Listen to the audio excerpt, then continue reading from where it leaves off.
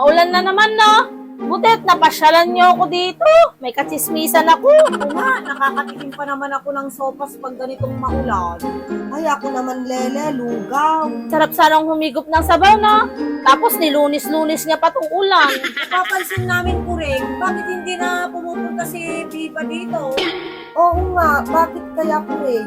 Hindi ko din alam eh. Simula nung humina yung negosyo ko at nawalan ako ng pera, hindi na siya pumupunta dito. Madalang na lang. Hindi na yata niya kasi ako napapakinabangan, kaya hindi na rin niya ako dinadalaw. Uy, nakita ko siya, andun na naman siya kila si Mang, dun siya sumisip-sip. Siguro hindi kanya na makamusta kasi hindi kanya na mautangan. At kay Simang siguro siya nakakautang. Hayaan nyo na yun.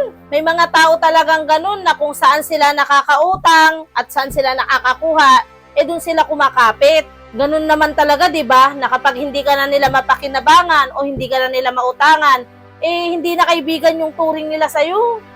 Ni masalubong ko nga siya dyan, hindi na niya ako batiin at ngitian kasi wala na siyang nakukuha sa akin. Ay, tama ka dyan, Kuring. Kaya mag-ingat-ingat ka kay Biba. Yun, si Simang. Kung wala na din pera yon, buti kung kilala pa siya ni Biba.